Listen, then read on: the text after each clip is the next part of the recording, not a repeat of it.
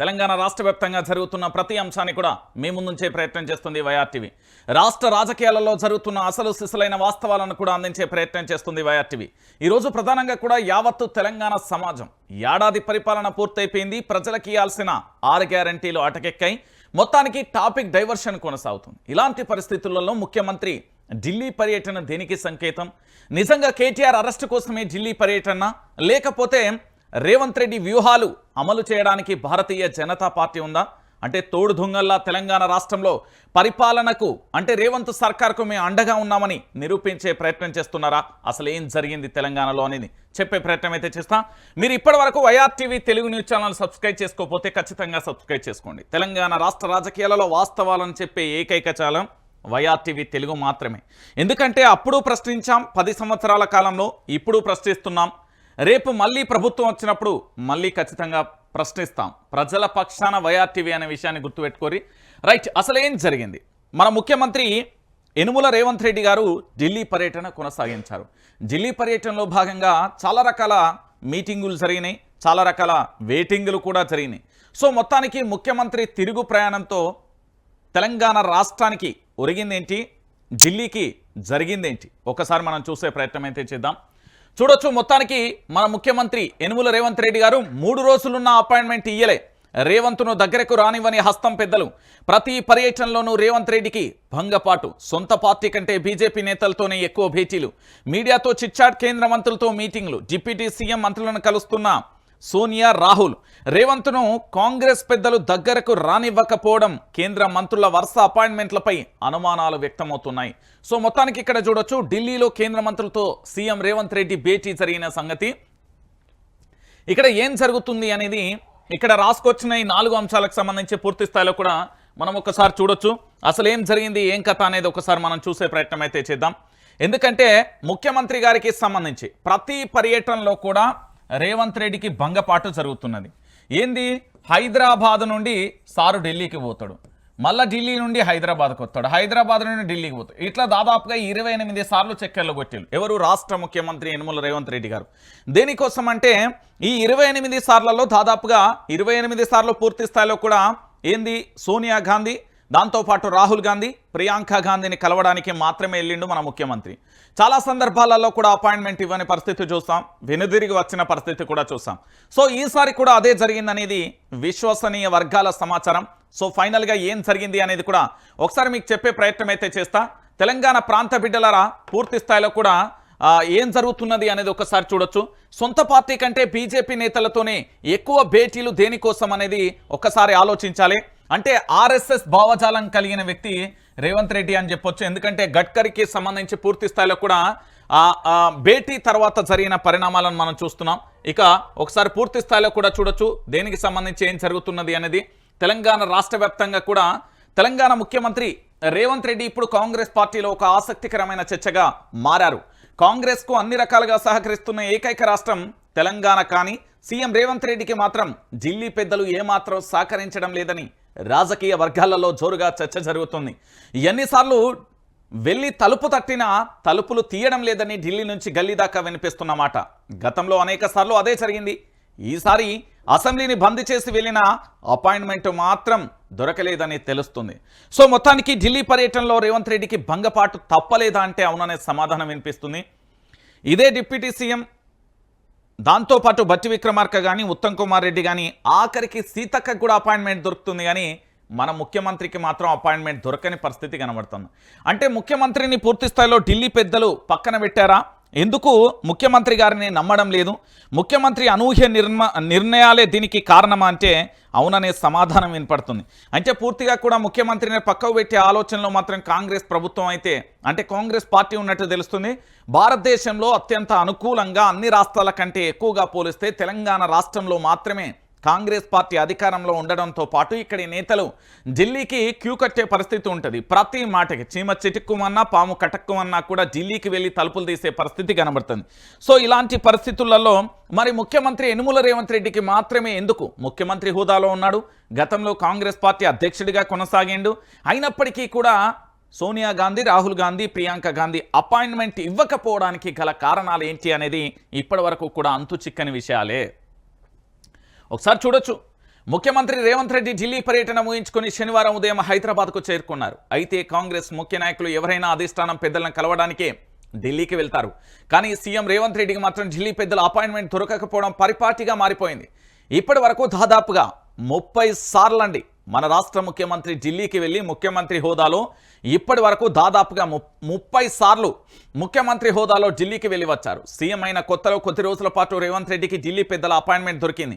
ఆ తర్వాత నుంచి సోనియా గాంధీ ఫ్యామిలీకి మొత్తం రేవంత్ రెడ్డిని దూరం పెట్టిందనే ప్రచారం జరుగుతుంది. అందుకే ఎన్నిసార్లు ఢిల్లీకి వెళ్ళిన అపాయింట్మెంట్ మాత్రం దొరకడం లేదన్నారు. అదే సమయంలో రాష్ట్రానికి సంబంధించిన ఉప ముఖ్యమంత్రిగా ఉన్న బట్టి విక్రమార్క గారు, అదేవిధంగా చాలామంది నేతలకు సంబంధించి కూడా అపాయింట్మెంట్ అయితే దొరుకుతుంది. ఎందుకు కేవలం వీళ్ళకి దొరకలేదు అనేది కూడా చూడాలి. మంత్రులకు మాత్రం సోనియా గాంధీ ఫ్యామిలీ అపాయింట్మెంట్ రెగ్యులర్గా దొరుకుతుంది. నెలలో ఒక్కసారైనా ఢిల్లీకి వెళ్ళి పెద్దలను కలిసి ఫోటోలు కూడా సోషల్ మీడియాలో పెట్టుకుంటున్నారు. 2 రోజుల క్రితం డిప్యూటీ సీఎం భట్టి, మంత్రి సీతక్క కూడా ఢిల్లీకి వెళ్ళి గాంధీ ఫ్యామిలీని కలిసి వచ్చారు. అదే సమయంలో హస్తినాలో ఉన్న రేవంత్కు మాత్రం వారి దర్శన భాగ్యం కలగకపోవడం ఆసక్తికరంగా మారింది. మహారాష్ట్ర, వయానాడ్ వంటి ఎన్నికల ప్రచారంలో సమయంలో సోనియా గాంధీ, రాహుల్ గాంధీ, ప్రియాంక గాంధీ కలిశారు. కానీ ఢిల్లీకి వెళ్ళినప్పుడు ఎందుకు కలవడం లేదనేది చర్చనీయాంశంగా మారింది. కాంగ్రెస్ వాళ్ళు ఎవరు ఢిల్లీకి వెళ్ళినా పార్టీ పెద్దలను కలవడమే ప్రధాన ఎజెండాగా ఉంటుంది. కానీ రేవంత్ రెడ్డి మాత్రం బీజేపీ వాళ్ళతో ఎక్కువగా భేటీ అవుతుండడంపై అంతా ముక్కున వేలేసుకుంటున్నారు. సాధారణంగా ఇతర పార్టీలకు చెందిన ముఖ్యమంత్రులు, రాష్ట్రాల మంత్రులను కేంద్రంలో ఉన్న అధికారంలో ఉన్న వాళ్ళు అంత ఈజీగా కలవరని రాజకీయ వర్గాలలో ఉన్న వాళ్ళందరికీ కూడా తెలుసు. ఇదే కాంగ్రెస్ పార్టీకి చెందిన Karnataka, Himachal Pradesh CM, deputy CM మంత్రులు వెళ్ళి కేంద్రంలోని మంత్రులను కలవడం చాలా అరుదు. కానీ రేవంత్ రెడ్డికి మాత్రం కేంద్ర మంత్రులను ఎందుకు వెంటనే అపాయింట్మెంట్ ఇస్తున్నారనేది తమకు కూడా అంతుపట్టడం లేదని కాంగ్రెస్లో ఉన్న వాళ్ళు చెప్తున్న పరిస్థితి కనబడుతుంది. అసలు రేవంత్ రెడ్డి కాంగ్రెస్ పార్టీకి దూరానికి గల కారణం ఏంటి? ఢిల్లీ పెద్దలు యనుమల రేవంత్ రెడ్డి తెలంగాణ రాష్ట్ర ముఖ్యమంత్రిని పక్కన పెట్టడానికి బలమైన కారణాలు ఏమైనా ఉన్నాయా? ఎందుకు పక్కన పెడుతున్నారు అనేది కూడా ఒక్కసారి మనం చూసే ప్రయత్నం చేద్దాం. రేవంత్ను కాంగ్రెస్ అధిష్టానం దూరం పెట్టడానికి చాలా కారణాలు ఉన్నాయని ప్రచారం జరుగుతుంది. ఆదానిని తాను వ్యతిరేకిస్తుంటే రేవంత్ రెడ్డి రెడ్ కార్పెట్ వేయడంపై గతంలో చివాట్లు పెట్టారని ప్రచారం జరుగుతుంది. ఆదాని అంశంలో రేవంత్ రెడ్డిని అడ్డుపెట్టుకుని కాంగ్రెస్పై బీజేపీ ఎదురుదాడి చేస్తుంది. అలాగే నాగార్జున ఫ్యామిలీపై కొండా సురేఖ చేసిన వ్యాఖ్యలతో దేశంలోని సినీ ఇండస్ట్రీ మొత్తం ఏకమై కాంగ్రెస్ సర్కార్పై తీవ్ర స్థాయిలో మండిపడింది. ఈ ఘటన దేశవ్యాప్తంగా కాంగ్రెస్ పార్టీ పరువు తీసింది. వీటి అన్నింటికీ తోడు సరిగ్గా మహారాష్ట్ర ఎన్నికల సమయంలో సీఎం రేవంత్ రెడ్డి సొంత నియోజకవర్గం లగచెర్లలో ఎస్సీ, ఎస్టీ, బీసీ రైతులను అరెస్టు చేశారు. తమపై దాడి చేశారని అరెస్ట్ అయిన వారి కుటుంబాలలోని మహిళలు రోడ్డెక్కారు. ఢిల్లీ దాకా వెళ్లారు. బీఆర్ఎస్ పార్టీ వారికి అండగా నిలబడింది. ఢిల్లీ స్థాయిలో కాంగ్రెస్ పార్టీ సర్కార్ చేసిన పనిని ఎండగట్టింది. మహారాష్ట్ర పోలింగ్కు 1-2 రోజుల ముందు ఢిల్లీలో వరుస ప్రెస్ మీట్లు పెట్టడం, జాతీయ మీడియాలో ఇదంతా హైలైట్ కావడం కూడా హస్తం ఓట్లకు గండిపడిందనే చెప్పాలి. మహారాష్ట్రలో గెలిచి సత్తా చాడతామని చెప్పిన మాటలన్నీ కూడా నీటి ముద్రలయ్యాయి. అత్యల్ప సీట్లతో గెలవడం అక్కడ కూడా పరువు పోయింది. ఇలా వరుస సంఘటనలతో జాతీయ స్థాయిలో పార్టీని ఇరుకున పెడుతున్నారని రేవంత్ రెడ్డిపై గాంధీ ఫ్యామిలీ ఆగ్రహం వ్యక్తం చేస్తారనే ప్రచారం జరుగుతుంది. అందుకే అత్యంత ప్రాధాన్యత కలిగిన స్థలంలో తెలంగాణ సెక్రటరియట్ ముందు రాజీవ్ గాంధీ విగ్రహాన్ని పెట్టినా ఢిల్లీ పెద్దలు ఎవరూ రాలేదు. అలాగే సెక్రటరియట్ లోపల సోనియా గాంధీ పుట్టినరోజు నాడే కొత్తగా తెలంగాణ తల్లి రూపాన్ని తయారు చేయించి ఆవిష్కరించిన ఇటువైపు చూడలేదు. ఇలా ఢిల్లీ పెద్దలు ఆగ్రహంగా ఉన్న సమయంలో రేవంత్ రెడ్డి మరో తప్పు చేశారని కాంగ్రెస్లో ఉన్న వాళ్ళు అంటున్నారు. అల్లు అర్జున్ అరెస్టు దాకా లోక్సభలో ప్రియాంక గాంధీ మొదటి ప్రసంగాన్ని పూర్తిగా డైవర్ట్ చేస్తారని మరోసారి ఆగ్రహం వ్యక్తం చేసినట్లుగా తెలుస్తుంది.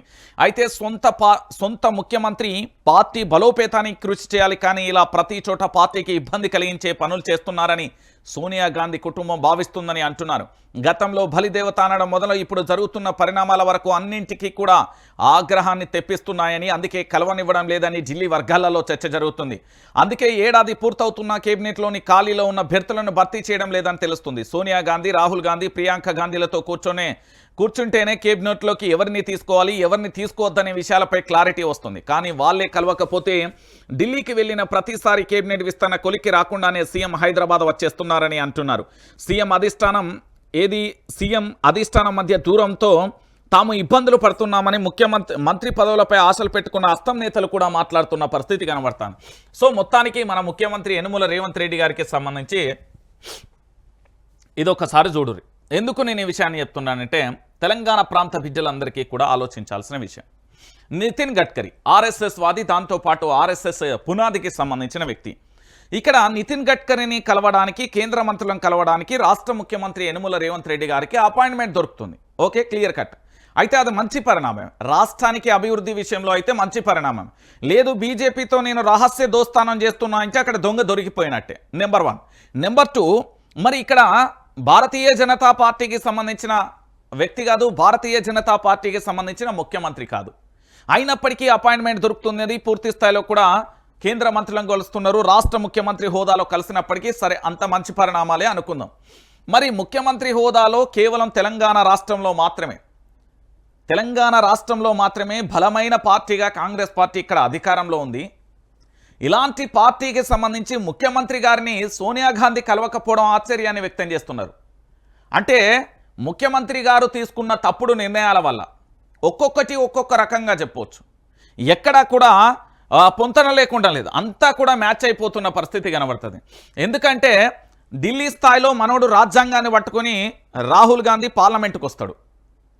ఇక్కడ రాజ్యాంగాన్ని పూర్తి స్థాయిలో పక్కన పెట్టి రేవంత్ రెడ్డి రాజ్యాంగం నడుస్తున్నదనేది మొదటి పాయింట్. మళ్ళీ అక్కడ ఆదానీని వ్యతిరేకిస్తుంటే ఇక్కడ ఆదానీని రెడ్ కార్పెట్ పరుస్తున్న విషయం.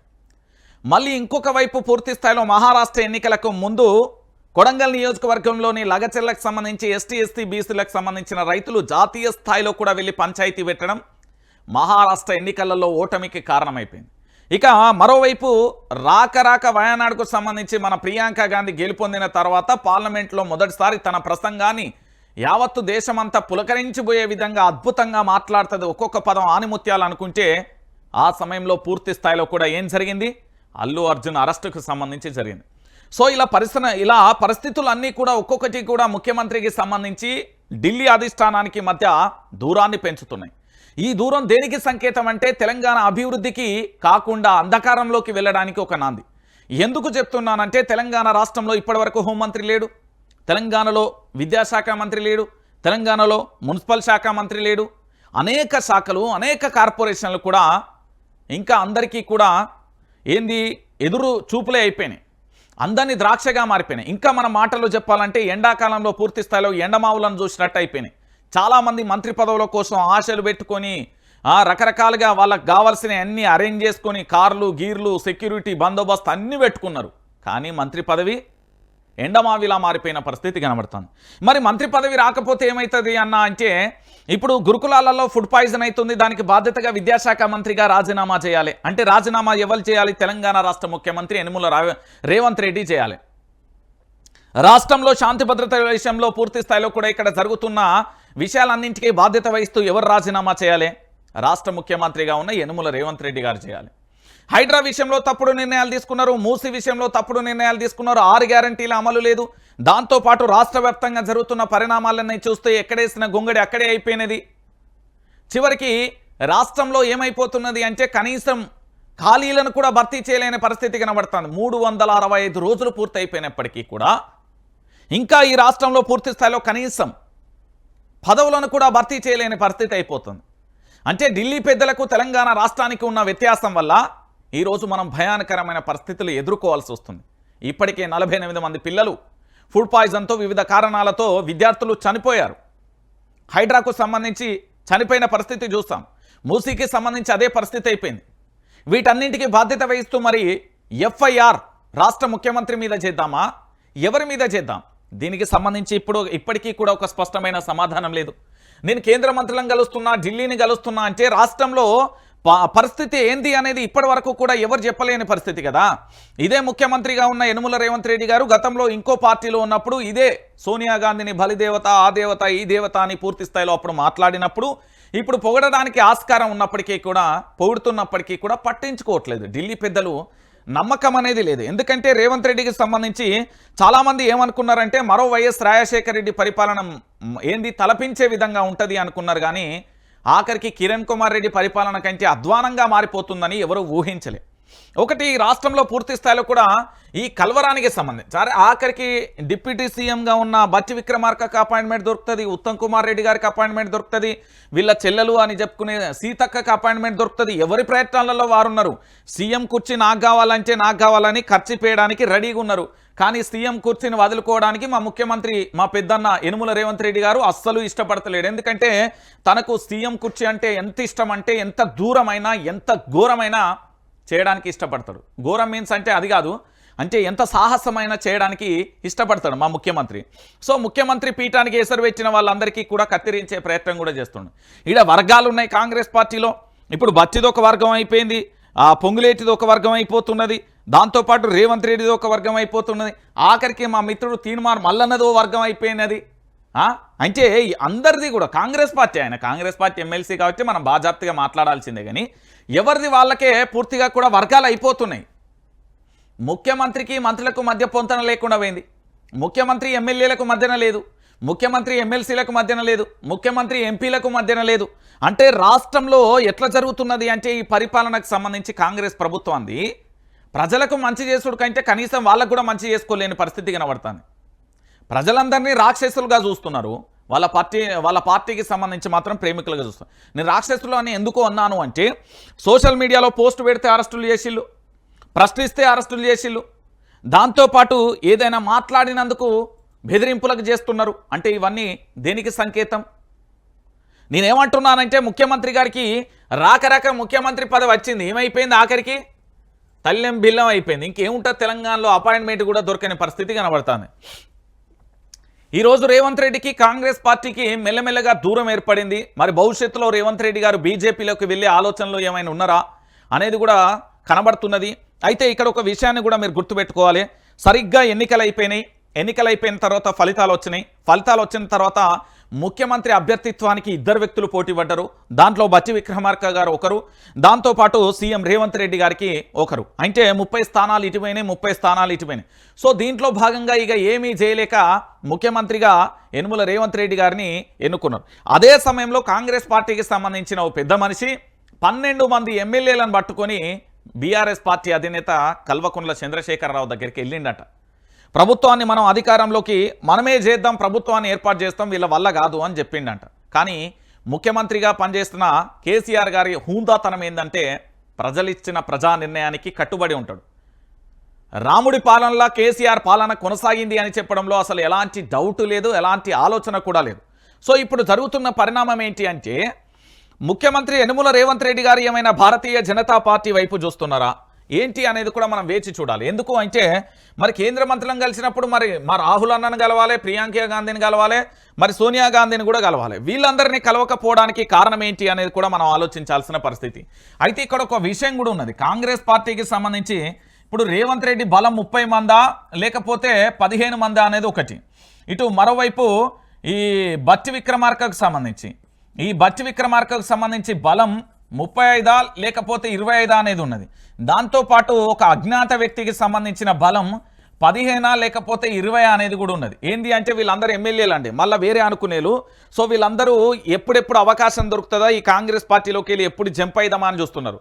అయితే ఇలాంటి పరిస్థితులలో కాంగ్రెస్ పార్టీకి సంబంధించిన ముఖ్యమంత్రి యనుమల రేవంత్ రెడ్డి గారు బీజేపీతో జతగట్టిండు అని చెప్పడానికి అంటే కేంద్ర మంత్రులకు అపాయింట్మెంట్ దొరికినప్పుడు ఆ పార్టీకి సంబంధించిన సోనియా గాంధీని, రాహుల్ గాంధీని, ప్రియాంక గాంధీని కూడా కలవలేకపోతున్నాడనే ఈ వార్తకు సంబంధించి ఇది సంచలనంగా మారుతుంది. దీనికి సంబంధించి నిజంగా కూడా ఏంది అంటే అది కలిసే కదా ఇక్కడ ఖాళీలను భర్తీ చేయాల్సిన అవసరం ఉంటుంది. కార్పొరేషన్లు, మంత్రులకు సంబంధించి చాలా ఉన్నాయి కదా, అవి చేయలేకపోతున్నారు. ఇంకొక విషయం ఏంటంటే ఇక్కడ ఇంకొక విషయం కూడా చోటు చేసుకున్నది. ఈ 3 విషయాల కంటే జమిలీ ఎన్నికలు వస్తే ఆళ్ళ పొద్దుగాల దుకాణం బంద్ అవుతుంది అనేది కూడా ఇంకొక అంశం కూడా ఉంది. ఇది 2024, ఇంకొక 15 రోజులైతే 2025, 26, 27 వరకు జమిలీ ఎన్నికలు కూడా వచ్చే ఛాన్స్ ఉన్నది. తెలంగాణలో పూర్తి స్థాయిలో కూడా జరగబోయే పరిణామాలు ఇదే అని కూడా చాలామంది రాజకీయ విశ్లేషకులు చెప్తున్నారు. సో పూర్తి స్థాయిలో 365 రోజులలో ఈ రాష్ట్రానికి సంబంధించి కాంగ్రెస్ పార్టీ ఏమైనా చేసిందంటే ఇక కాంగ్రెస్ పార్టీ నేతలే చెప్పాలి, దానికి మనం చెప్పాల్సిన అవసరం లేదు. తెలంగాణ ప్రాంత బిడ్డలు చెప్తారు, తెలంగాణ ప్రాంత ప్రజలు చెప్తారు, తెలంగాణ రాష్ట్రానికి సంబంధించిన ప్రతి ఒక్కరు చెప్తారు. వాస్తవాలను నిస్పష్టంగా కూడా ఎలాంటి అస్పష్టత లేకుండా నిస్పష్టంగా ఏం జరిగింది, ఏం కథ, 365 రోజుల కష్టాలు, గోసలు, బాధలు అన్నీ కూడా మనం చూడాల్సిన పరిస్థితి ఏర్పడుతుంది. నేనేమంటున్నానంటే అపాయింట్మెంట్ ఎందుకు ఇవ్వలేదు అనే క్వశ్చన్ కాదు ఇక్కడ, అపాయింట్మెంట్ దొరకలేదు అనే క్వశ్చన్ కాదు ఇక్కడ. ఈ రాష్ట్రంలో ఖాళీలను భర్తీ చేయలేకపోతున్న ఒక అసమర్థమైన ప్రభుత్వం ఏదైనా ఉంది అంటే అది తెలంగాణలో కాంగ్రెస్ పార్టీ. అంటే దాంట్లో ఎలాంటి నిస్సందేహం కూడా లేదు మిత్రులారా. నేను ఎందుకు ఈ విషయాన్ని చెప్తున్నానంటే ఈరోజు తెలంగాణలో కాంగ్రెస్ పార్టీ అధికారంలోకి వచ్చినప్పటి నుండి 1 సంవత్సర కాలంగా ఒక రాష్ట్ర విద్యామంత్రి ఉండడా, 40 మంది విద్యార్థులు చనిపోతారు. ఒక రాష్ట్ర హోంమంత్రి ఉండడా, ఓ రాష్ట్రానికి సంబంధించిన మున్సిపల్ మంత్రి ఉండడా, ఎక్కడి కార్పొరేషన్లను భర్తీ చేయలేకపోతారా అంటే ఇది ఎంతవరకు కరెక్టు అనేది యావత్తు తెలంగాణ సమాజం కూడా ఆలోచించాలి. అంటే ఢిల్లీ పెద్దలు చెప్తేనే జీ హుజూర్ అంటారా, లేకపోతే తెలంగాణ ప్రాంత బిడ్డల కోసం ఇక్కడి రాష్ట్ర అభివృద్ధి కోసం మాత్రం చేయరా అనేది కూడా ఒకసారి మీరు అందరూ కూడా ఆలోచించుకోవాలి. సో మొత్తానికి బీజేపీతో రేవంత్ రెడ్డి దోస్తీ అయితే సై అయింది. తర్వాత ఏం జరగబోతుంది అనేది కూడా మనం వేచి చూడాలి. రాష్ట్ర ముఖ్యమంత్రి హోదాలో 30 సార్లు ఢిల్లీకి వెళ్ళిండు. దాంట్లో ప్రప్రథమంగా మొట్టమొదటిసారిగా అనుకుంటా ఇది రెండోసారి, ఒకసారి ప్రధాని నరేంద్ర మోడీని కలిసిండు, ఈసారి కేంద్ర మంత్రులను కలిసిన పరిస్థితి కనబడుతుంది. సో భవిష్యత్తులో ఇంకెలాంటి పరిణామాలు ఉంటాయనేది కూడా మనం అయితే వేచి చూడాల్సిన పరిస్థితి అయితే కనబడుతుంది. సో మొత్తానికి ముఖ్యమంత్రి గారికి సంబంధించి అపాయింట్మెంట్ అయితే దొరకలే. ఇక దాంతో పాటుగా మరొక అంశం, అన్న ఏం చేసిండు, ఎవరు మన రేవంత్ అన్న.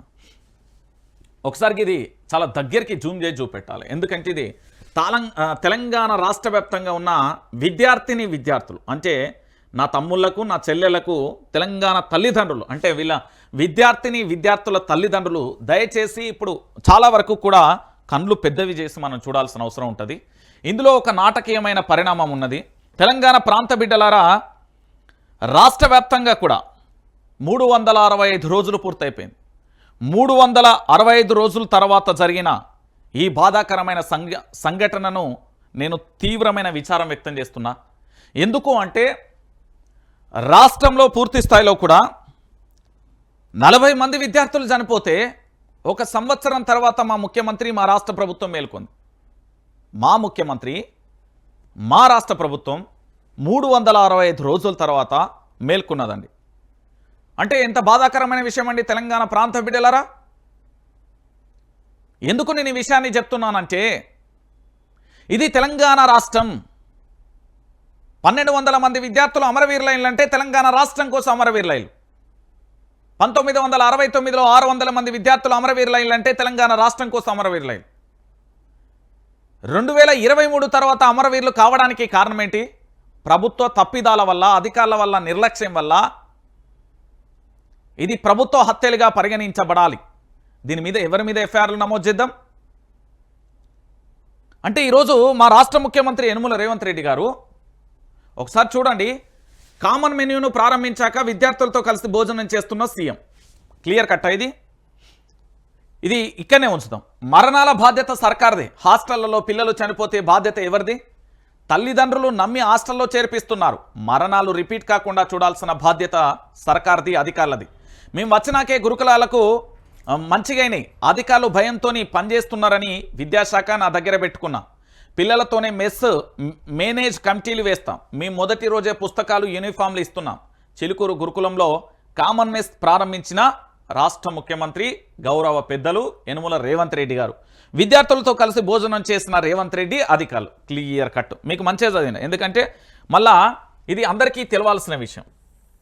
అన్న రేవంత్ అన్న, నాకు ఒక విషయం అర్థం కాని విషయం ఏంది అంటే, నిన్న సార్ మాట్లాడుతూ ఏమని చెప్పిండు అంటే కామన్ మెన్స్లు విద్యార్థులే వేసుకోవాలని చెప్పిండు. ఆ వీడియో నేను దాచుకున్నా. ఎందుకు అంటే భవిష్యత్తులో నాకు చాలా ఉపయోగపడుతుంది.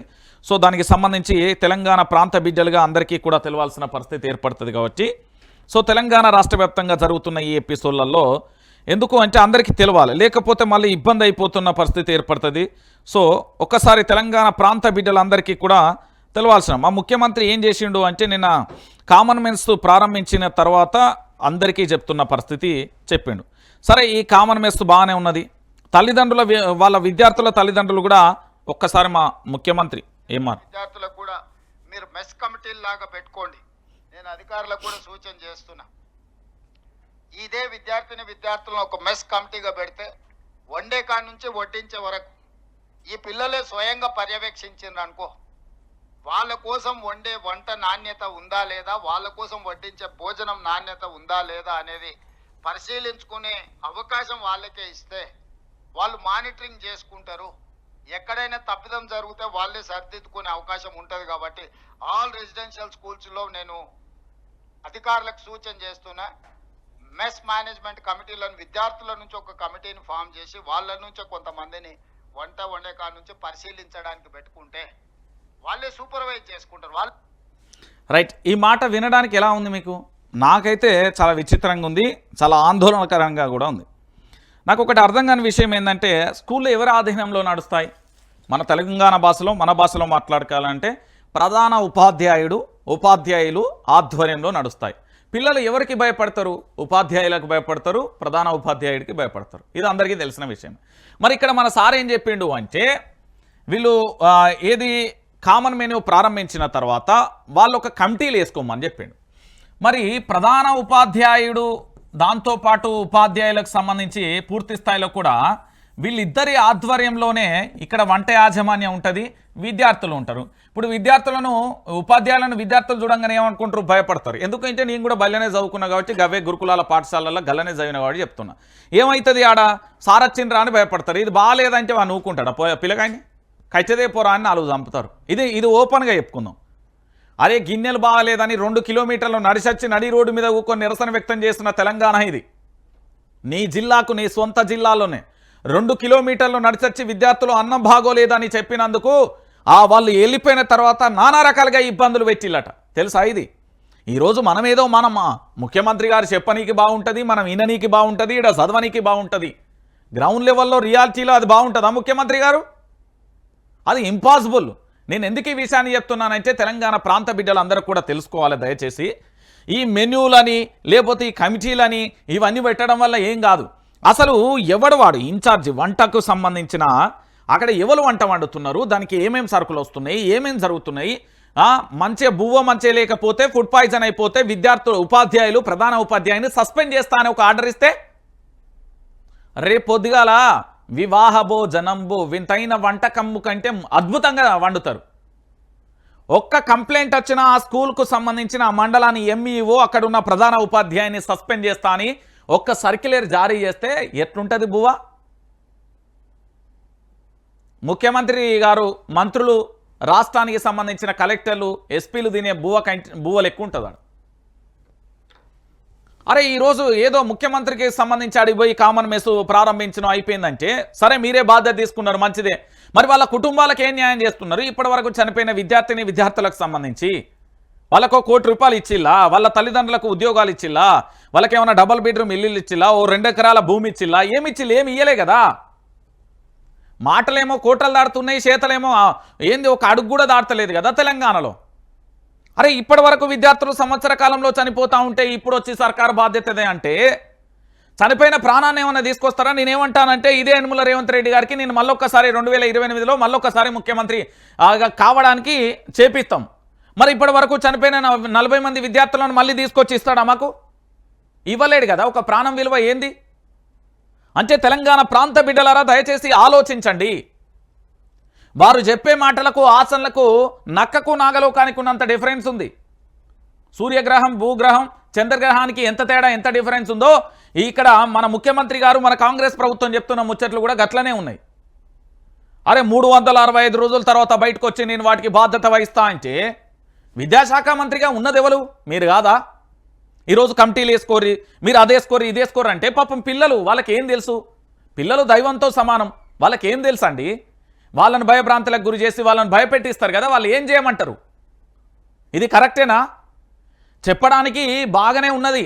అక్కడ బాబు ఏదైనా స్కూల్లో నుంచి ఖచ్చితంగా కూడా ఫుడ్ పాయిజన్ జరిగినట్టు ఏదన్నా గనక బయటికి వస్తే, అక్కడ జరిగినా లేదా సమాచారం దొరికినా కూడా వెంటనే సస్పెండ్ చేస్తున్నాం, మొత్తం ఏది సర్వీస్లకు వెళ్ళి కూడా రిమూవ్ చేస్తున్నామంటే, అప్పుడు బువ్వెందుకు మంచుకుండదు, కూర ఎందుకు బాగుండదు?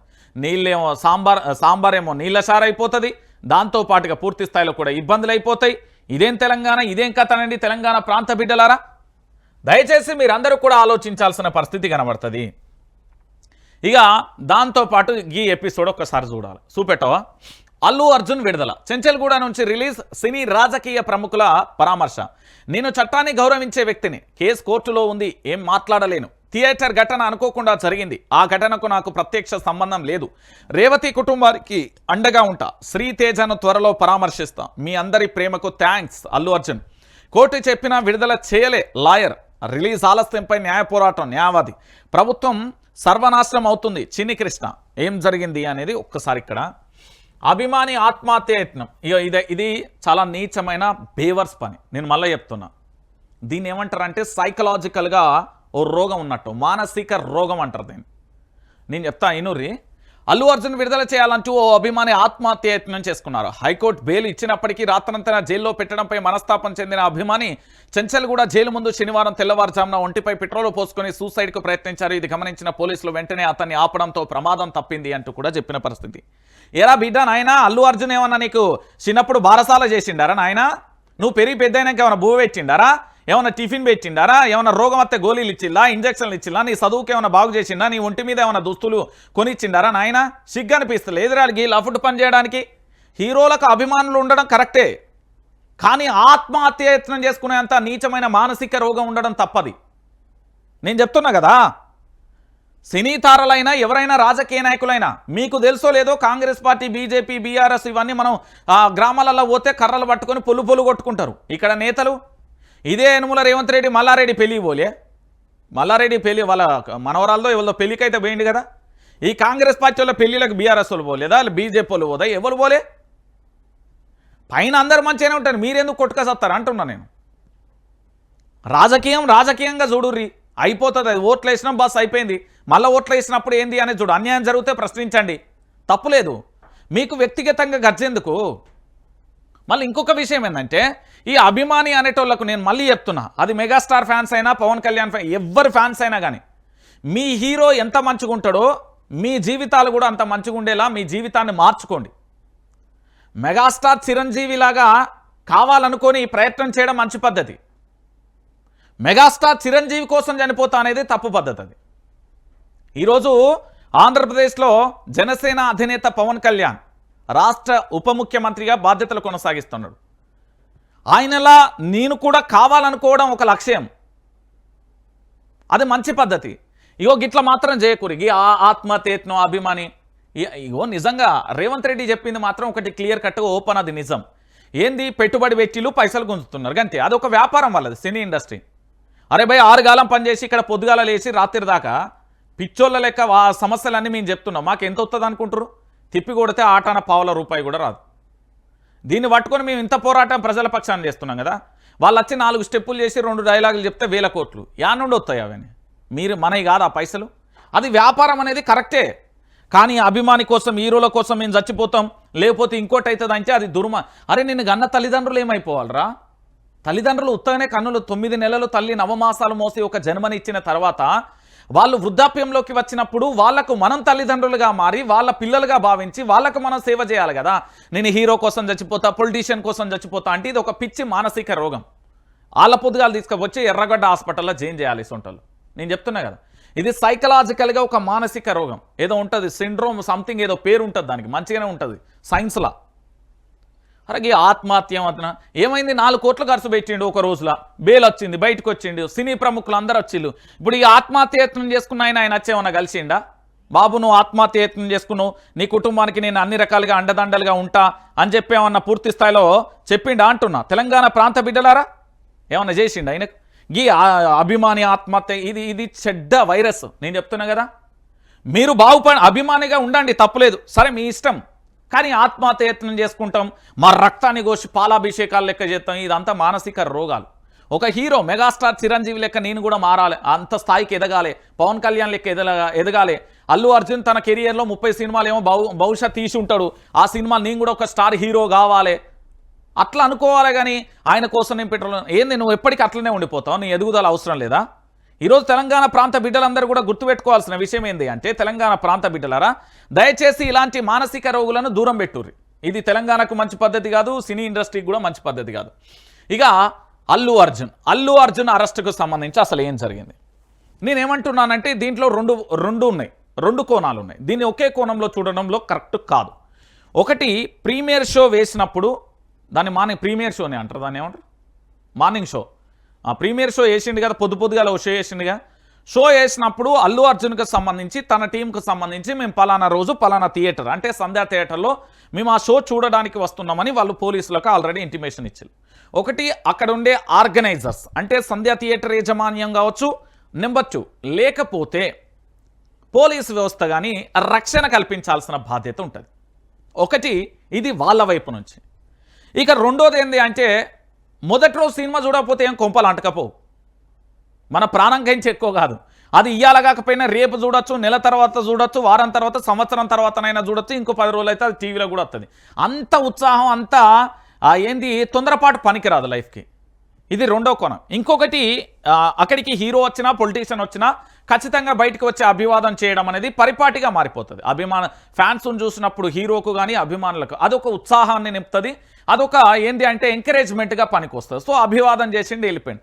ఇంకొకటి ఏంటంటే ఇందులో అల్లు అర్జున్ చేసిన మిస్టేక్ ఏంటి అంటే అక్కడ పూర్తి స్థాయిలో వచ్చి వెళ్ళిపోయిన తర్వాత రేవతి అనే మహిళ ఇంటిమేషన్ తనకు 2 days తర్వాత తెలిసింది అనేది ఒక వర్షన్గా తాను చెప్పుకుంటూ వచ్చిండు.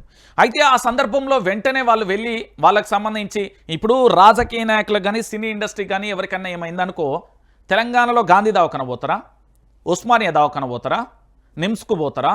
నేను అడుగుతున్నా, ఎక్కడికి పోతారండి వీళ్ళు? గాడేడో గచ్చిబౌలిలో ఉండే ఏఐజీ హాస్పిటల్ అనేది పెద్ద పెద్ద దవాఖానలో పోతారు. వెంటనే వీళ్ళ కుటుంబాలను అక్కడికి షిఫ్ట్ చేసి అప్పుడే 300 కోట్లు 400 కోట్లు 4000 కోట్లు ఏమో లాభం వచ్చిందట. ఈయన ఒక్కనికే 300 కోట్ల అలకెలో 2 కోట్లు తీసి ఇస్తే లొల్లి అయిపో. ఒకటి అంటే ప్రాణం విలువ తీసుకురాలేమో కానీ వాళ్ళ కుటుంబాన్ని భరోసా ఇచ్చినట్టుంటుంది. వాళ్ళకు కొంచెం ఆర్థిక ఇక జరిగిన దాన్ని ప్రాణం పోయిన దాన్ని తీసుకురాలేమో. అదొక ఎపిసోడ్ అయిపోయింది. ఇది ఇక్కడితో అయిపోయిన తర్వాత మళ్ళీ రెండో ఎపిసోడ్ ఏంటంటే ఇక్కడ పూర్తి స్థాయిలో ఆ కుటుంబానికి సంబంధించి అయిపోయింది. ఇక అల్లు అర్జున్ మీద కుట్ర జరిగిందా అనేది ఇక్కడ మరో అంశం కూడా వస్తున్న పరిస్థితి కనబడుతుంది.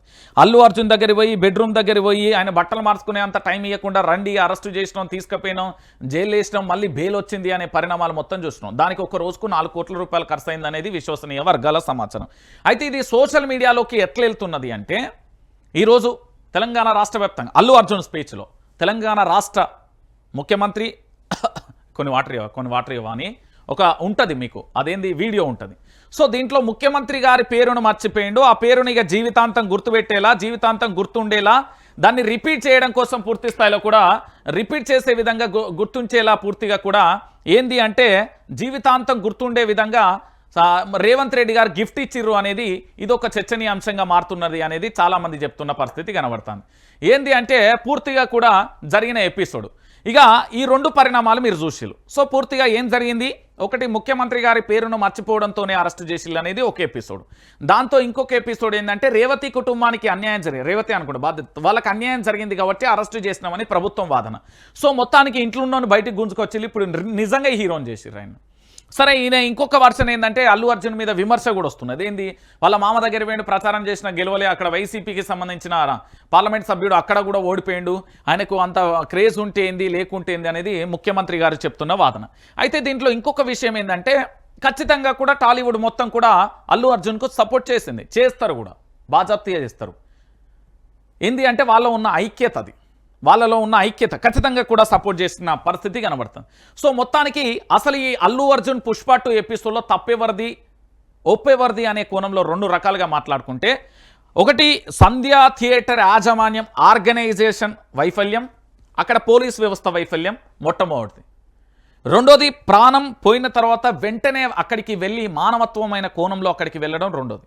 ఇంకోటి చట్టపరంగా కేసు అనేది కరెక్టే, ఇప్పుడు ప్రాణం పోయింది చట్టపరంగా కేసు అనేది కరెక్టే అనేది ప్రభుత్వం వాదిస్తున్నది. మరి పుష్కరాలు ఆంధ్రప్రదేశ్లో జరిగినప్పుడు నారా చంద్రబాబు నాయుడు అక్కడ ఉండంగా కండ్ల ముంగట 30 మంది ప్రాణాలు పోయినాయి, ఎఫ్ఐఆర్ కాలే కదా. రాజకీయ నాయకుల సభలు సమావేశాలు ఏంది కాంగ్రెస్ గర్జన లేకపోతే బీజేపీ గర్జన, ఆ గర్జన ఈ గర్జన అని పెడతారు కదా, అక్కడ తొక్కీసలాటి ఎవరైనా చనిపోతే అక్కడ వాళ్ళ మీద కేసు పెట్టారు కదా, రెండోది. మూడోది ఇక్కడ ఇంకొక విషయం కూడా తెలంగాణ ప్రాంత బిడ్డలు ఏవైనా ఈవెంట్ ఆర్గనైజేషన్ చేసుకుంటే అంటే ఏదైనా ప్రీ రిలీజ్ సంథింగ్ ఆ ఆడియో ఫంక్షన్లు ఆ ఫంక్షన్లు ఈ ఫంక్షన్లు చేస్తే హీరోయిన్లు నిర్మాతల మీద అయితే కేసు పెట్టారు కదా, మరి ఈ రోజే ఇక్కడే ఎందుకు జరిగింది అనేది వీళ్ళు అడుగుతున్న ప్రశ్న. సో మొత్తానికి దీంట్లో ఫైనల్గా ఏంది అంటే దీంట్లో రాజకీయం ఉంది, దాంతోపాటు అన్ని రకాలుగా అన్నిగా ఏంది అంటే మిక్సీలు వేసి గ్రైండర్ చేసిళ్ళు ఫైనల్గా. ఇక దీన్ని ఏంది కరెక్ట్ ఏంది ఒప్పింది అని తెలంగాణ ప్రాంత బిడ్డలు తెలుసు. ఒకటి ఆయన దగ్గి వాటర్ కావాలి అని అడిగి పేరు మర్చిపోయింది అనేది ఒకటి. ఇది తెలంగాణలో చాలా భయంకరంగా కూడా ట్రోల్ అవుతుంది, మీరు గుర్తుపెట్టుకోవాలి. ఒకటి. రెండోది అక్కడ ప్రాణం పోయింది, అది వాస్తవమైన కోణం. ఈ రెండింటికి మాత్రం పోయిన ప్రాణాన్ని అయితే తీసుకురాలేం, కానీ జరిగింది మాత్రం యథార్థమైన సంఘటన. ఇది వాస్తవం అవాస్తవం తెలంగాణ ప్రాంత బిడ్డలకు తెలుసు. సో మొత్తానికి తనకు పరామర్శ సపోర్ట్ అయితే వచ్చింది. కానీ అల్లు అర్జున్కి ఇప్పటికైనా సినీ ఇండస్ట్రీకి తెలవాలి ఏంది అంటే, మాలాంటి ప్రశ్నించే గొంతుకలకు అక్రమ కేసులు ఎందుకైతున్నాయో పాపం ఇలాంటి కేసు చూస్తే వాళ్ళకు కూడా అర్థమవుతుంది. అక్కడ ప్రాణం పోవచ్చు, కానీ ఇక్కడ మా ప్రాణాలు తీసేలా మమ్మల్ని మానసికంగా వేధింపులు ఇవన్నీ కూడా చూస్తున్నారు అంటే అర్థం కావాలి, ఈ సమాజానికి కూడా అర్థం కావాలి. ఈరోజు అల్లు అర్జున్ ఫ్యాన్స్ అందరూ కూడా అక్రమ కేసు ఇట్లా అరెస్ట్ చేసి ఇలా అంటున్నారు కదా, ఈ తెలంగాణలో ప్రశ్నించే గొంతుకల మా పరిస్థితి కూడా అదే నేను చెప్తున్నా కదా. సో తెలంగాణ ప్రాంత బిడ్డలారా, దీంట్లో నిజాలు తెలంగాణ ప్రాంత బిడ్డలారా సోషల్ మీడియాలో ఆల్రెడీ పూర్తిగా కూడా వైరల్ అవుతున్నాయి, అందరికీ తెలిసిన విషయమే. ఇక మరో విషయం, ఇక ఇక్కడ చూసిల్లు కదా, ఏమున్నదక్కో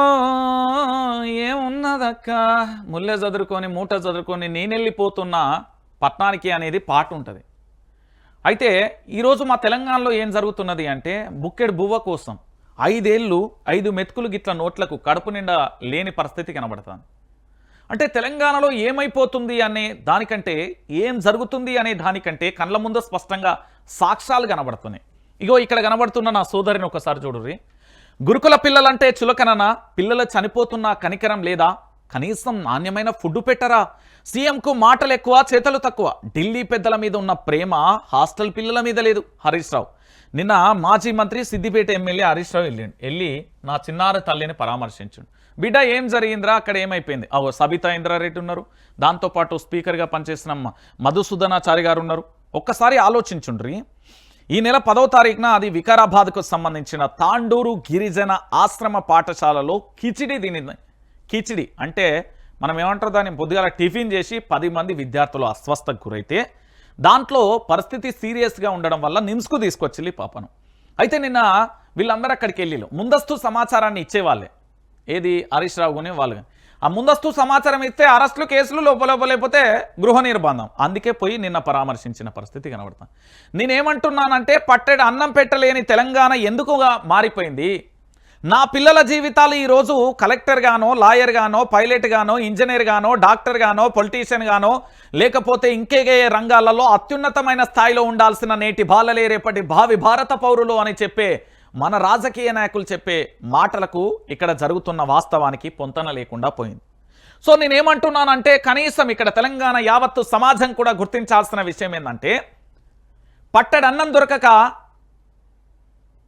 ఆనాడు తెలంగాణ ఉద్యమంలో చదువుకోకొడు కానీ సాగానంపిన తల్లి, చదువుల్లో సారాన్ని ఇప్పి చెప్పిన సారు అని తెలంగాణ ఉద్యమంలో వాడుకున్నాం. కానీ ఇవాళ ఏమైపోయింది? చదువు కోసం వెళ్తే సావుకు పోవాల్సి వస్తుంది, పట్టెడన్నం దొరకక కాటికి పోవాల్సి వస్తుంది. అయ్యో నా కొడుకుకు గురుకులాలలో సీట్ వచ్చిందట, కస్తూర్బాగ్లో సీట్ వచ్చిందట, ఆశ్రమ పాఠశాలల్లో సీట్ వచ్చిందట, ఆనందం వ్యక్తం చేసే లోపే ఆయుష్ ముగిసిపోతున్నది. దీని మీద ప్రభుత్వం ఎందుకు అంత కఠిన చర్యలు తీసుకోలేకపోతుంది? ప్రభుత్వం ఎందుకు వైఫల్యం అవుతుంది? ప్రభుత్వం ఎందుకు వైఫల్యం కావడానికి కారణం ఏంటి? మంచి బువ్వను పెట్టొచ్చు కదా, రేట్లు పెంచొచ్చు కదా. 80,000 కోట్ల రూపాయలు ఈ తెలంగాణ రాష్ట్రంలో 365 రోజులలో అప్పు చేసిర్రు. ఓ ప్రాజెక్టు కట్టిన ప్రాపణ లేదు, లేకపోతే ఓ ప్రాజెక్టు లేదు, ఒక విశ్వవిద్యాలయం లేదు, ఓ ఆసుపత్రి లేదు, ఏది లేదు. 80,000 కోట్ల రూపాయలు ఏం చేసిర్రు? ఏమైపోయినాయి? అరే చిన్నపిల్లలండి, వాళ్ళకేం తెలుసు? చిన్నపిల్లలు దైవంతో సమానం అంటారు. ఎంత భయంతో బతుకుతారో తెలుసా పిల్లలడా స్కూళ్ళల్లో, గిరిజన పాఠశాలల్లో. చాలా బాధేస్తున్నది. ఇప్పటికైనా ఈ రాష్ట్ర ముఖ్యమంత్రి యనుమల రేవంత్ రెడ్డి గారు, విద్యాశాఖ మంత్రిగా ఉన్న యనుమల రేవంత్ రెడ్డి గారు, మీరు స్పందించడం బాగానే ఉంది. ఎందుకంటే పైన వార్త చదివిన వాడు చెప్తున్నాయి, ఇక్కడ స్పందించడం బాగానే ఉన్నది. దాన్ని ఆచరణలో పెడితే బాగుంటుంది. లేకపోతే మా 6 అడుగుల బుల్లెట్ అధికారంలోకి వస్తే మాత్రం ఆగమాగమైపోతుంది. గుర్తుపెట్టుకోరి. మిమ్మల్ని అందరి మీద ఇప్పుడు బీఆర్ఎస్ పార్టీకి ఉన్న అత్యంత అద్భుతమైన ఆయుధం ఏంటో తెలుసా? ఇగో ఈ 40 మందికి సంబంధించి రేపు అధికారంలోకి వచ్చిన తర్వాత ఇది వాళ్ళు చేసిన ప్రభుత్వ హత్యలే కాబట్టి వాళ్ళని బాధ్యత వహిస్తూ ఎఫ్ఐఆర్లు చేసి వాళ్ళందరినీ జైలు వేయాలి. నేను చెప్తున్నా కదా, తెలంగాణ ప్రాంత బిడ్డలారా, ఈరోజు రాష్ట్ర వ్యాప్తంగా జరుగుతున్న ఈ గురుకులాలలో పిల్లలకు సంబంధించి పిల్లలకు సంబంధించి చులకనగా చూడకండి దయచేసి వీళ్ళను కలెక్టర్ గాళ్ళను ఏది తీర్చిదిద్దకున్నా పర్వాలేదురా నాయన, మీరు కడుపు నిండా బువ్వ పెట్టుర్రి. చదువుకోవాలంటే కడుపు నిండా బువ్వు ఉంటేనే పిల్లలు అద్భుతంగా చదువుకుంటారు. బువ్వ చక్కగా పెట్టకపోతే అనారోగ్యం అయితే ఏం చేయమంటావు వాళ్ళను? ఏమైపోతుంది? దయచేసి తెలంగాణలో ఉన్న యువతను, నేటి బాలలే రేపటి భావి భారత పౌరులు అంటారు కదా, ఆ నేటి బాలలే రేపటి భావి భారత పౌరులను కాపాడండి దయచేసి. హరీష్ రావు అడుగు పెడితే కానీ మనకు సోయి రాదా? ఇది మన ప్రభుత్వాన్ని నేను విమర్శిస్తలేను, చెప్తున్నా, హితబోధ చేస్తున్నా. ఎందుకంటే మరి వాళ్ళకు మనకంటే ఎక్కువ తెలివి ఉంటుంది కదా అంటే నిజంగానే ఉంటుంది. రాజకీయ నాయకుడు అంటే ఏంటిది? రజకర్ణ గోకర్ణ విలువిద్యలు నేర్చిన గొప్ప నాయకుడు. నాకు తెలిసి భారతదేశంలో ఉన్న సినీ యాక్టర్లు అందరినీ మిక్సీలు వేస్తే ఒక రకమైన రూపం వస్తుంది చూడు, అదే మా రాజకీయ నాయకులు. యాక్టర్లు 3 గంటలు మాత్రమే తెర మీద యాక్టింగ్ చేస్తారేమో కానీ మా వాళ్ళు 24 గంటలు ఇంటూ 7 ఎప్పటికీ యాక్టింగ్ చేస్తారు మా పొలిటీషియన్స్. ఖద్దరు సొక్క వేసిన ప్రతి రాజకీయ నాయకుడు కమల్ హాసనే. నేను చెప్తున్నా కదా.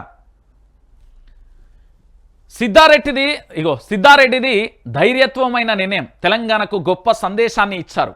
పురస్కారాన్ని తిరస్కరించడంపై ప్రశంసలు. అస్తిత్వ రక్షణకు మరో పోరాటం అవసరం. సంస్కృతి పరిరక్షణలో కవులు కళాకారులది గొప్ప పాత్ర. సిద్ధారెడ్డిని కలిసిన కేటీఆర్ అంటూ కూడా చెప్పిన పరిస్థితి కనబడుతుంది. ఒక్కసారి ఈ పెద్ద మనిషి గురించి మీ అందరికీ చెప్పాలి. ఎందుకు అంటే పెద్ద మనిషి ఏం చేసిండు, ఏం కథ అనేది మీ అందరికీ కూడా తెలవాల్సిన పరిస్థితి కనబడుతుంది. ఎందుకు అనేది కూడా తెలంగాణ ప్రాంత బిడ్డలో తెలవాలి. ఒక్కసారి చూడరు.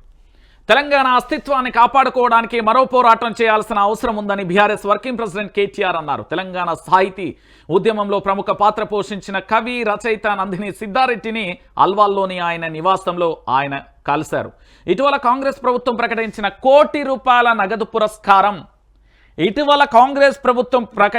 కోటి నగదు పురస్కారం ఫ్లాట్ను తిరస్కరించిన ఆయనను ప్రశంసించారు. తెలంగాణ అస్తిత్వ పరిరక్షణలో సిద్ధారెడ్డి చూపిన నిబద్ధత, తెగువ తెలంగాణ చరిత్రలో చిరకాలం నిలిచి ఉంటుందని అన్నారు. తెలంగాణ అస్తిత్వంపై కాంగ్రెస్ సర్కార్ చేస్తున్న కుట్రలపై సిద్ధారెడ్డి ధైర్యవంతమైన నిర్ణయం ద్వారా సమాజానికి గట్టి సందేశాన్ని పంపించారని కేటీఆర్ అన్నారు.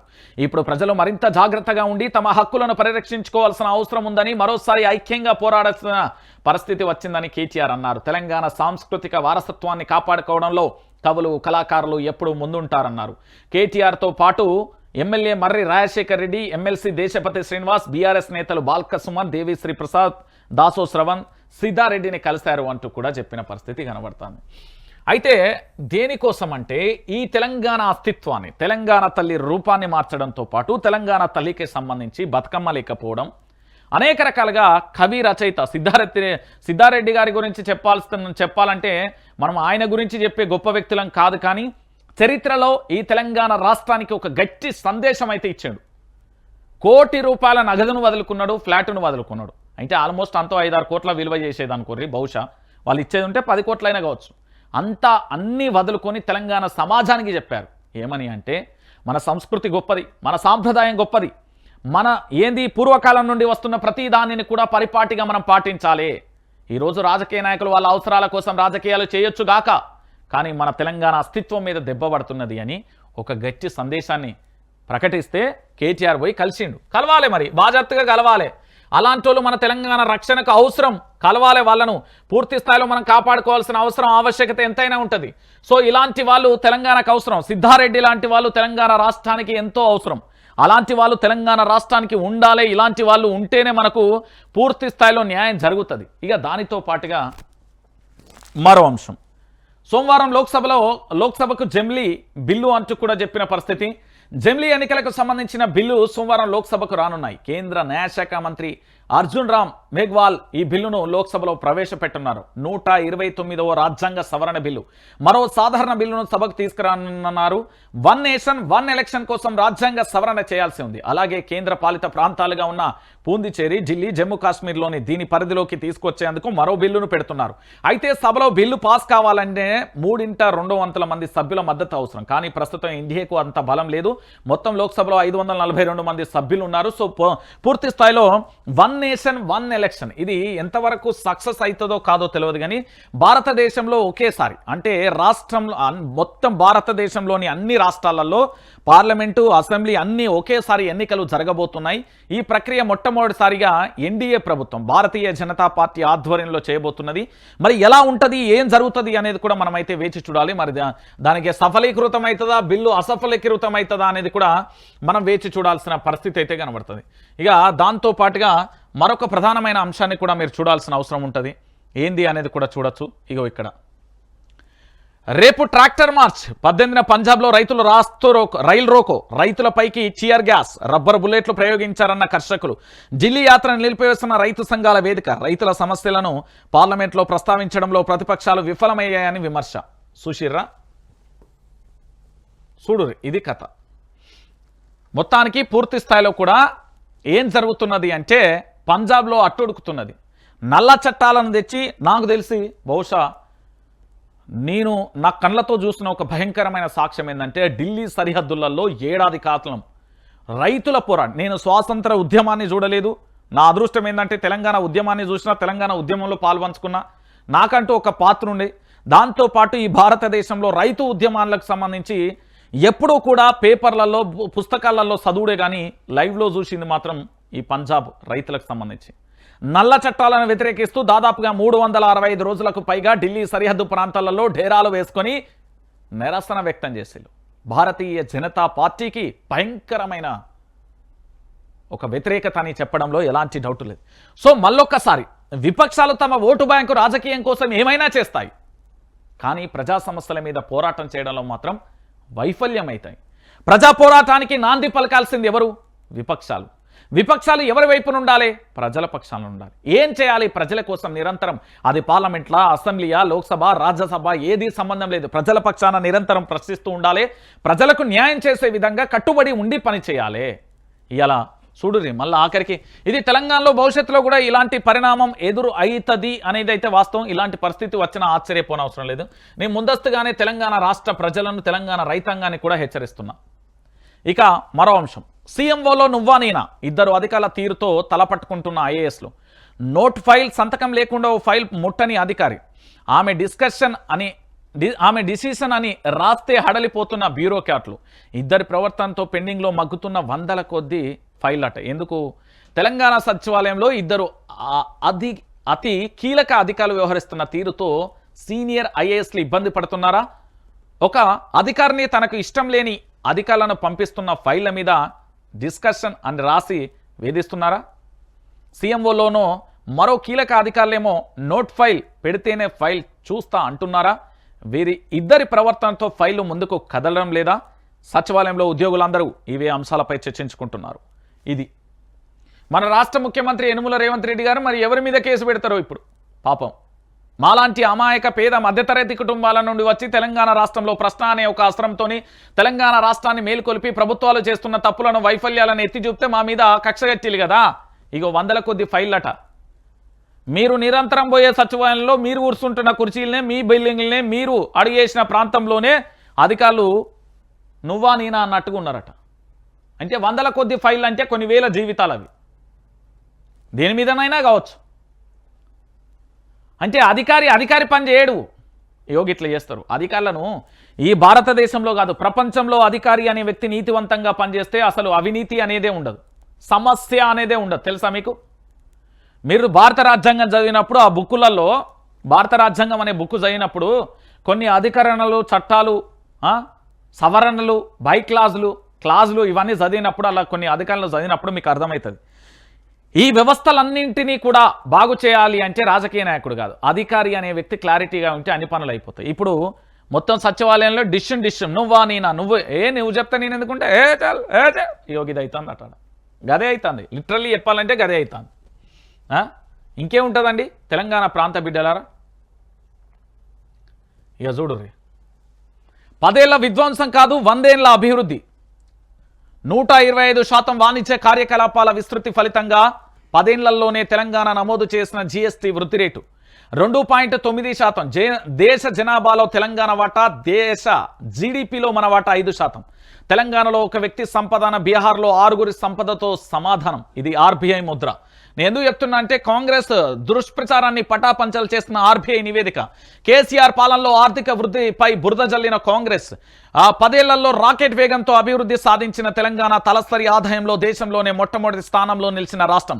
దేశ తలసరి కన్నా తెలంగాణ పౌరుల సంపద 1,50,000 ఎక్కువ. అన్ని రంగాల సమ్మిళిత వృద్ధితో 249% పెరిగిన జీఎస్టీపీ. మూడింతలైన బడ్జెట్. 10 ఏళ్లలో జీఎస్టీ రాబడి 125% వృద్ధి. కుండ బద్దలు కొట్టిన RBI hand book of statistics నివేదిక. కేసీఆర్ దార్శనికత ప్రణాళికతో ఆర్థిక పాఠంగా మారిన ప్రగతి. ఆర్థిక క్రమశిక్షణతో కరోనా కల్లోలంలో కూడా నిలకడగా వృద్ధి రేటు. తప్పుడు ప్రచారం చేసిన కాంగ్రెస్ మేధావులు ఇప్పుడు ఏమంటారు? బాత్రూంలో దాక్కుంటారు. ఏం చేస్తారు? వాళ్ళు ఏం చేస్తారండి? వాళ్ళ వల్ల ఏమైతే చదువు రానోళ్ళు ఏంది అంటే ఒక అసంబద్ధతమైన ఒక అభద్రతా భావంతో అబద్ధపు ప్రచారం చేసే వాళ్ళకు అంకితం ఇది. జిఎస్డిపి అంటే స్థూల రాష్ట్ర జాతీయోత్పత్తి. అది అన్ని రంగాల అభివృద్ధి సారాంశం, సమాహారం. అది సమ్మిళితం, సమగ్రత, ప్రగతికి సూచిక. జిఎస్డిపిలో అగ్రభాగాన ఉన్నామంటే అప్రతిహత సర్వతోముఖాభివృద్ధి సాధించడమే. తెలంగాణ ఏర్పడినప్పుడు తలసరి ఆదాయం 1,03,889 ఉండగా 10 ఏళ్లలో 3.5 రెట్లు పెరిగింది. అంటే 3,56,564కు చేరిందని తేల్చింది ఆర్బీఐ. 14వ స్థానంలో ఉన్న రాష్ట్రం దేశంలో మొట్టమొదటి స్థానానికి ఎగబాకింది. ఇదేనా కేసీఆర్ పాలనలో జరిగిన ఆర్థిక విధ్వంసం? 2014లో 4.3 లక్షల కోట్లుగా ఉన్న తెలంగాణ జీఎస్డీపీ 15.01 లక్షల కోట్లకు పెరిగింది. 10 ఏళ్లలో 249% పెరుగుదలను. అభివృద్ధి కుంటుపడడం, ఆర్థిక వృద్ధి సన్నగిల్లడం అంటారా? దేశ పౌరుల సగటు ఆదాయం కన్నా తెలంగాణ పౌరుడి తలసరి ఆదాయం 1,50,000 ఎక్కువేనన్నది ఆర్బీఐ మాట. కేసీఆర్ పాలనలో రాష్ట్రం దివాలా తీసింది. ఇలాగేనా? ఇన్నాళ్ళు తప్పుల లెక్కలు చెప్పిన గాంధీ భవన్ ఆర్థికవేత్తలు ఇప్పుడేమంటారు? తలా తోక లేకుండా ఆరోపణలు చేసిన ఖద్దర్ గ్లోబల్స్ ఇప్పుడేం చెప్తారు? ఏం చెప్పారు? వాళ్ళకేమవుతుందండి? ఏం చెప్తారు? 10 ఏళ్లలో తెలంగాణలో అన్ని రంగాలలో కూడా సమ్మిళిత వృద్ధితో పెరిగిన జీఎస్డీపీ 249%. ఒకసారి ఇది చూద్దాం, ఎందుకంటే తెలంగాణ ప్రాంత బిడ్డలు తెలవాలి. దయ్యాలు వేదాలు వల్లిస్తే అది కాంగ్రెస్. హంతకుడే సంతాపం తెలిపితే అది కాంగ్రెస్. కాల రాసిన వాడే కాలర్ ఎగరేస్తే అది కాంగ్రెస్.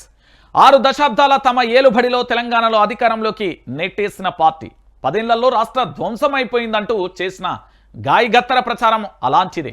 అబద్ధాలను పదే పదే వల్లవేస్తే జరిగిన అభివృద్ధి అదృశ్యం అవుతుందా? వాస్తవాలను దాచేస్తే అక్షర సత్యాలు అర్ధాంతరం అవుతాయా? కాంగ్రెస్ అంటేనే నోటికి మూతలు, కళ్ళకు గంతలు. కేసీఆర్ పాలనలో అన్ని రంగాలు ధ్వంసమయ్యాయి. అభివృద్ధి కుంటుపడింది. ఆర్థిక విధ్వంసం జరిగింది.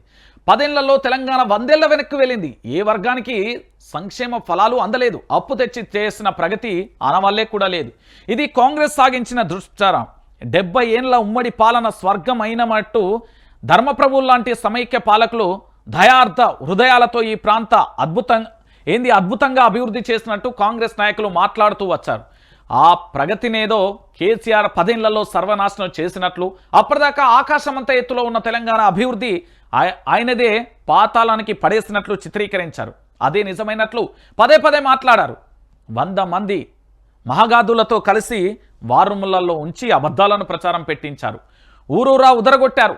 అద్భుత వేగంతో పరిగెత్తుతున్న తెలంగాణ అభివృద్ధి కనబడకుండా అరచేతిలో కంటికి అడ్డు పెట్టుకుని ప్రయత్నం చేశారు. బలహీనమైన మనసులైన కొందరు ఓటర్లు ఆ భ్రమలో మునిగిపోయారు. చంద్రుణ్ణి వదిలేసి చెంబు సొట్టను చూశారు. అధికార యావలో కాంగ్రెస్ నాయకులు సాగించిన తప్పుడు ప్రచారం అధికార సౌదాలలో కూర్చున్నా ఆపలేదు. అప్పులను పెద్దదిగా చూపించినట్టుగా అభివృద్ధిని చిన్నదిగా చూపించేందుకు ప్రయత్నించారు. కానీ ఎన్ని రంగులొద్దినా అబద్ధమే. ఏ మెరుపులు లేకపోయినా అభివృద్ధి. ఇదే విషయాన్ని కుండ బద్దలు కొట్టింది reserve bank of India. Telangana ఆర్థికంగా ఆకాశమెత్తు ఎదిగిన వైనాన్ని తన తాజా నివేదికలో వివరించింది. కాంగ్రెస్ ఇన్నాళ్ళు సాగించిన దుష్ప్రచారాన్ని తుత్తునీయలుగా చేసింది. అంటే ఒక్కసారి మీరు అందరూ కూడా ఆలోచించాలి. ఇది తెలంగాణ యావత్తు సమాజానికి కూడా తెలవాల్సిన ఆవశ్యకత ఉంది. ఇది చెప్తే ఎవరికి అర్థం కాదు. నేను చెప్తున్నా కదా, అరే కేసీఆర్ మంచోడు కాదురా అంటే ఇది అర్థమవుతుంది. కానీ కేసీఆర్ చేసిన అభివృద్ధి ఇందిరాబాయ్ అంటే చెప్తారు. మన కాంగ్రెస్ పార్టీలకు ఆర్బీఐ ముద్ర అంటే తెలుసా, ఆర్బీఐ అంటే తెలుసా. దాంతోపాటు ఇంకొక విషయం కూడా చెప్తాను నేను. ఇక్కడ పూర్తి స్థాయిలో హ్యాండ్ బుక్ ఆఫ్ స్టాటిస్టిక్స్ అంటే నివేదిక అంటే ఏందో తెలుసా వీళ్ళకు? అది ఎన్ని పేజీలు ఉంటుంది, వాళ్ళు ఏమేమి రాస్తారు, దేశంలో ఏమన్నా రాస్తారా, తెలంగాణ గురించి రాసిల్లా, ఏం రాసిల్లా అని అడిగితే చెప్తారా వీళ్ళు? కాంగ్రెస్ వాళ్ళకి తెలియదండి. ఇది నిజమండి బాబు. గాంధీ భవన్ వార్ రూమ్లలో ఊకోవాలి, అబద్ధాలు ప్రచారం చేయాలి, కేసీఆర్ మీద బట్టగాల్చి మీద వేయాలి. ఇదే జరిగింది. కానీ 15వ స్థానంలో ఉన్న 14వ స్థానంలో ఉన్న తెలంగాణ రాష్ట్రం నెంబర్ 1 స్థానానికి వచ్చిందంటే అది కేసీఆర్ వల్ల. ఈ తెలంగాణలో ఒక పౌరుడు సాధించేది బీహార్ వాళ్ళల్లో 4 వ్యక్తులు సంపాదించే దానికి సమానం. మీ అందరికీ కూడా తెలవాలి. ఈరోజు మీరు అనుకుంటున్నారు ఒకప్పుడు ఆహార ధాన్యంగా వేరే రాష్ట్రం ఉండే, ఈరోజు ఆహార ధాన్యంలో మొట్టమొదటిగా ఉన్నది తెలంగాణ రాష్ట్రం. ఇప్పటికైనా తెలంగాణ ప్రాంత బిడ్డలు, తెలంగాణ మేధావులు అందరూ కూడా ఇక తెలంగాణ రాష్ట్రంలో జరుగుతున్న ఈ బూటకపు ప్రచారం, కాంగ్రెస్ చేస్తున్న బూటకపు ప్రచారాన్ని గనక చెప్పకపోయినా, లేదా అబద్ధం అని చెప్పలేకపోయినా, ఇక కళ్ళుండి చూడలేకపోయినా, చెవులుండి వినలేకపోయినా, నోరుండి మాట్లాడలేకపోయినా అది మీ బానిస తత్వానికి చిరునామాగా మారిపోతుంది. నేను చెప్తున్న కల్వకుంట్ల చంద్రశేఖరరావు తెలంగాణ రియల్ హీరో. కల్వకుంట్ల చంద్రశేఖరరావు తెలంగాణ రాష్ట్రాన్ని 1956 నుండి 2014 మధ్య వరకు అభివృద్ధి కాని తెలంగాణ రాష్ట్రాన్ని కేవలం 10 ఏళ్లలో అతీతంగా అన్ని రాష్ట్రాలకు, భారతదేశంలో ఉన్న అన్ని రాష్ట్రాలతో పోటీపడి తెలంగాణ రాష్ట్రాన్ని ఈరోజు అగ్రప్రదంలో దేశంలోనే మొట్టమొదటి స్థానంలో ఉంచిన గొప్ప వ్యక్తి ఎవరంటే కేసీఆర్. ఆఖరికి కరోనా సమయంలో కూడా ఆర్థిక వృద్ధి రేటు, జిఎస్టిపి కానీ జిడిపి కానీ ఎక్కడా కూడా హెచ్చుతగ్గు లేదు, సమతుల్యంతో సమానంగా కూడా నడుస్తూ వెళ్ళింది. అంటే కాంగ్రెస్ పార్టీ కేవలం వారములలో కూర్చొని కేసీఆర్ ప్రభుత్వాన్ని అధికారంలోకి ఏ విధంగా దించాలి, అబద్ధపు ప్రచారాన్ని ఏ విధంగా చేయాలి, ఇది సామాన్యుడికి ఏ విధంగా పోర్ట్రేట్ చేయాలి, గ్రామాలలో ఉన్న రైతులను ఏ విధంగా రెచ్చగొట్టాలి, నిరుద్యోగులను ఏ విధంగా రెచ్చగొట్టాలి, ప్రజా సంఘాలు మేధావులను మా బుట్టలో ఎట్లా వేసుకోవాలి, దానితో పాటు వీళ్ళందరినీ ఎట్లా కూడా మన వైపు తిప్పుకోవాలనే ఆలోచనలో ఉన్నారే తప్ప తెలంగాణ రాష్ట్ర అభివృద్ధిని, తెలంగాణ రాష్ట్రంలో కేసీఆర్ చేస్తున్న అభివృద్ధిని మాత్రం మనకు కనబడలే. మేడిగడ్డ కూలిపోతుంది, మేడిగడ్డ కాలిపోతుంది, మేడిగడ్డ పిల్లర్లన్నీ పగిలిపోతాయని చెప్పిన సన్నాసులకి ఈరోజు మేడిగడ్డ కలబడ్డది, నిలబడ్డది. తెలంగాణ రాష్ట్రానికి నీళ్ళిచ్చింది, నిల్వ నీడనిచ్చింది, కాళ్ళ దగ్గరికి గలగలా పారుతూ గోదావరి వచ్చింది. దాంతోపాటు కాళేశ్వరం ప్రాజెక్టు, అన్నారం, సుందిల్లా, మేడిగడ్డ, దాంతోపాటు రంగనాయక సాగర్ చెరువులతోని అక్కడ ఉండే పంటలన్నీ కూడా 3 పంటలు పండుతున్న పరిస్థితి కనబడుతుంది. అవన్నీ మన కళ్ళకు కనబడవి, అవన్నీ కళ్ళుండి మనం చూడలేము. ఎందుకంటే మనం కళ్ళుండి కబోదులా మారిపోతాం. అబద్ధాలు మాత్రమే మనకు అద్భుతంగా కనబడతాయి, కానీ నిజాలు మాట్లాడితే మాత్రం కోపం వస్తుంది. ఈ రోజు తెలంగాణ రాష్ట్ర వ్యాప్తంగా ఉండే వైఆర్టీవీ రంజిత్ ఏం చెప్తున్నారు? నిజాలు చెప్తా ఉంటే దీని మీద భయంకరంగా రిపోర్ట్స్ కొడుతున్నారు, వైఆర్టీవీ మీద దాడి చేస్తున్నారు. వైఆర్టీవీ మీద కుట్రలు కుతంత్రాలతోని కాంగ్రెస్ పార్టీకి సంబంధించిన కొంతమంది నేతలు కలిసి ఓ రూమ్లో కూకొని, ఓ బిల్డింగ్లలో కూకొని వైఆర్టీవీ మీద రిపోర్ట్లు కొట్టే ప్రయత్నం చేస్తున్నారండి. తెలంగాణ రాష్ట్ర ప్రజలారా తెలుసుకోవాలి, ఇది వైఆర్టీవీ మీద భయంకరమైన రిపోర్ట్లు కొడుతున్నారు, ఎవడు ఊహించని స్థాయిలో. అరే కేవలం వారం రోజులలో 70,000 రిపోర్ట్లు కూడా ఛానల్ ఏమండి, ఛానల్ రిపోర్ట్లు కొట్టుడు ఏందని భయంకరంగా రిపోర్ట్లు కొడుతున్నారు. నేను అందుకే తెలంగాణ ప్రాంత బిడ్డలకు చెప్తున్నా, తెలంగాణ ప్రాంత బిడ్డలారా ఇప్పటికైనా మేలుకోండి. నిజాలని చెప్పేటోళ్ళని మాత్రమే మీరు దగ్గరికి రానియరు తప్ప ఈ అబద్ధాలు చెప్పే న్యూస్ ఛానళ్ళను చూసి ఆగమాగం కాకుర్రి, అడివడిగి కాకుర్రి, అన్యాయమై పోకుర్రి. నేనేమంటున్నా అంటే రిపోర్ట్లకు చెంపపెట్టు సమాధానం ఏంటంటే ఇక్కడ సబ్స్క్రైబ్తో పాటు ఇక్కడ లైక్ అనేది కనబడుతుంది. మీ అందరికీ కూడా తెలవాలి, తెలంగాణ ప్రాంత బిడ్డలందరికీ కూడా తెలవాలి. వైఆర్టీవీ న్యూస్ ఛానల్ మీద ఒక దాడి జరుగుతున్నది. ఆ దాడిని నేను చెప్తున్నా లైవ్లోనే. ఇక్కడ లైవ్లో దీన్ని లైక్ కొట్టండి. దీన్ని లైక్ కొడితే ఆ రిపోర్ట్లకు చెంపపెట్టులా అయిపోతాయి, వాడి 32 పళ్ళు రాలుతాయి. నేను చెప్తున్నా కదా, ఇక్కడ లైక్ కొట్టండి, ప్రతి ఒక్కరూ కూడా ఇక్కడ లైక్ కొట్టండి. నేను ఎందుకు చెప్తున్నా అంటే రిపోర్ట్లు భయంకరంగా కొడుతున్నారు ఛానల్కి. ఈ రిపోర్ట్లతోని తారాస్థాయిలో వ్యూవర్షిప్ దెబ్బతినే ప్రయత్నం చేపిస్తున్నారు, దీని మీద కుట్రలు చేస్తున్నారు, అనేక రకాలుగా ట్యాగులు పెట్టి ఫేక్ ఛానళ్లతోని ఫేక్ రకాలుగా అనేక రకాలుగా కుట్రపూరితంగా చేస్తున్నారు ఛానల్ మీద.